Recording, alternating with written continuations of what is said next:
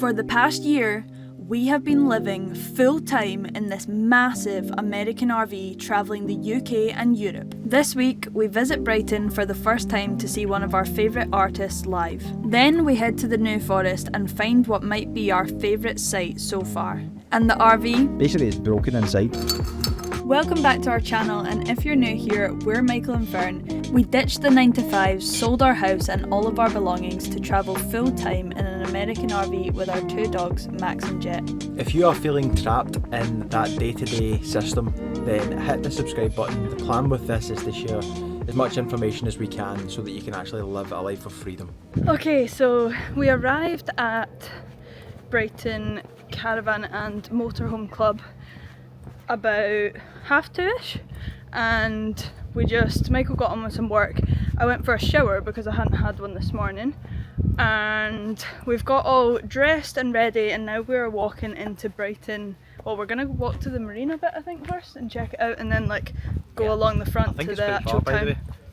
From the marina to the town. I think it's only about half an hour walk. We got time. According to Google, but I would quite like to walk it over getting an Uber just to see it, and plus it's such nice weather. I'd rather be outside than stuck in a car. So, it is lovely. I was saying to Michael earlier, it makes being in the UK not so bad when it's weather like this, and you're just in nice little English places that you've never been to before. It's really nice. As we wandered along, we were very pleasantly surprised to see so many people outdoors playing sports, and it actually reminded us of being back in Spain and Portugal. We stumbled upon a really cute place right next to the sea lanes called Bison Beer, where we got a quick drink before we headed along to the Brighton Pier.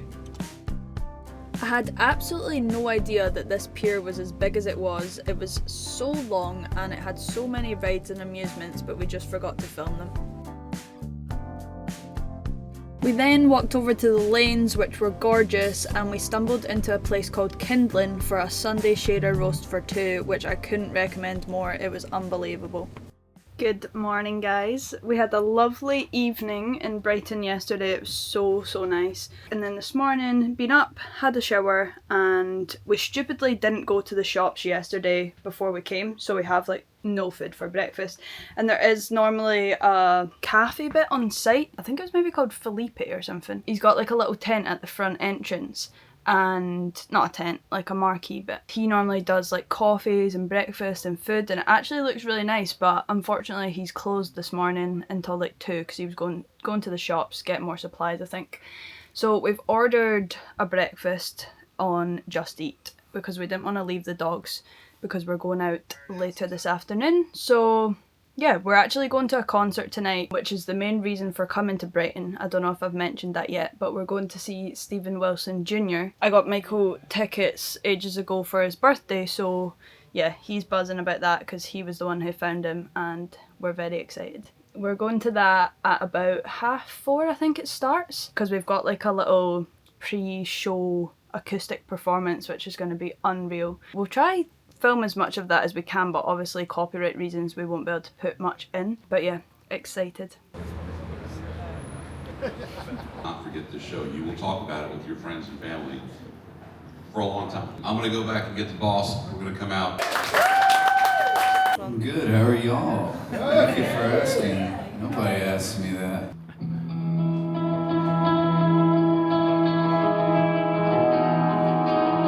Carrying the weight of the world uphill. Keep on running so you don't stand still. She does exorcisms on the weekend when every other pill's been tried. On the silver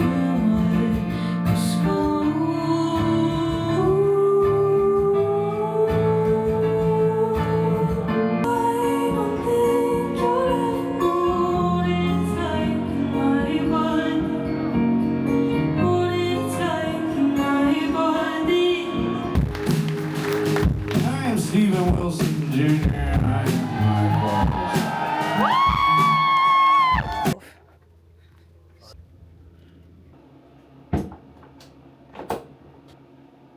I've just come to put on a little wash this morning, and it's actually ideal at this campsite because it's got a payment thing that you can use to pay by card, so you don't need to worry about having the right change. So I love that when they've got that, it's ideal. Please present your card or your mobile phone. Authorizing. Thank you. We then cycled along for breakfast to a place called the Reading Room, which was absolutely delicious. We had an absolute feast, and then we cycled back along to the Asda, which is close by to the campsite, got a quick little food shop and got back to the RV.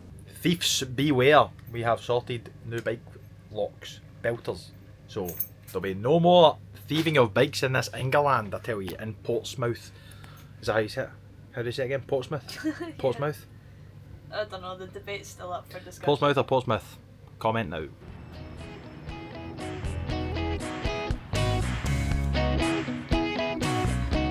So after 3 amazing nights at Brighton campsite, it was unfortunately time to leave, as in the next few days we needed to make our way along the coast towards Weymouth. I'm sure some of you can guess why. Our first stop on the way was Pets at Home to grab some more food for the dogs.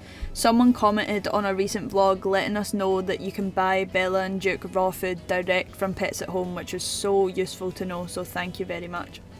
Our next stop was the New Forest, somewhere that we've never been before but we've heard lots about.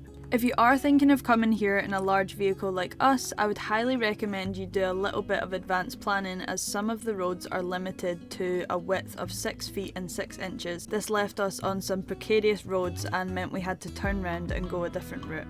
There are loads of campsites to choose from in the New Forest. We decided to book onto Aldridge Hill campsite, which is a pretty off-grid one and is quite inexpensive at only £12.30 per night. After arriving at the campsite, you can pretty much pitch up wherever you like, as long as you leave enough space between neighbouring motorhomes. There are wild horses and cows just roaming about the actual campsite itself, which makes for a pretty unique experience. And because of that, you do definitely need to watch your feet as you're walking about. We were only here for 1 night, however we will definitely return in the future. It was absolutely lovely. If your motorhome is off-grid capable, then it's got everything that you need, as well as the ability to cycle into the nearby towns. There is a wooden bridge that you have to cross over in order to enter into the campsite, which we were initially nervous to go over as we didn't see any form of weight limit next to the bridge. We were, however, reassured by one of the managers of the campsite that a 26-ton vehicle comes over that bridge when they are emptying the black waste. Good morning guys, we have just arrived at ABM in Weymouth. Addy and Cassie are going to be doing an oil change on the RV today, and there's also a few other bits and pieces that we've just highlighted to him, like the hydraulic jacks. They were starting to make like a beeping noise when Michael would take them up, so I think from watching the Bebs beat, thank you to Scott and Di for pointing out that I think the hydraulic fluid just needs topped up whenever that happens, because I remember them saying that on their video before, so that was really helpful. And then also our water heater, I think I mentioned about that in a previous video. We're going to get Addy to have a little look at that and see if we need a full new heater or if bits can just be replaced, and hopefully we can just replace stuff because I don't know how much a full one costs. Okay, thought we would jump on and just give a little update on what happened with the service and everything. Everything was pretty good. Yeah. Oil change. Yeah, I was happy the fuel filter was actually broke. I took a video of that, so I'll insert it. Basically it's broken inside, so the fuel wasn't getting filtered properly, but we don't run it on fuel anyway, we run it on LPG most of the time, so lucky enough that we do that. The only thing is the water heater. He had to look at it because we've been having some issues with it with rust, as you know. We're wondering where that water's came from. We still don't know if it came from rain, which we think so, or it's a leak, but I think it is rain. I think we're going to have to replace it, so if anyone that's ever replaced a water heater in an RV or has any tips, suggestions, I've seen a few different models. Drop me recommendations for what type to go for and what might work for this RV if you do know. That'd be really helpful. When we were at Addy and Cassie's, they run the RV Owners Club, and they have like pitches or they've got like a special space in Retrofest at Newbury. So we were thinking about going to Retrofest Newbury with the RV. There's apparently over 60 American RVs going to be there. Yeah. Which is pretty cool. So we were thinking about going, and yeah, it'd be cool to see as many of you guys there as possible if anyone's going. Right guys, we're going to leave it here for this week's video, but as always, don't forget to drop us a little like, and it's very important to subscribe this week because we are so close to hitting 15,000 subscribers. So it would be amazing if we could hit that on the day that we're posting this video. I think we've literally got like 100 to go. So yeah, if you're watching this and you're not subscribed, then please hit the subscribe button so that we can reach that goal, because that would just be amazing. Hope you have an amazing week, and we will see you next Sunday for a new video where we're going to be exploring the Isle of Portland and showing you everything that we get up to whilst we've been here.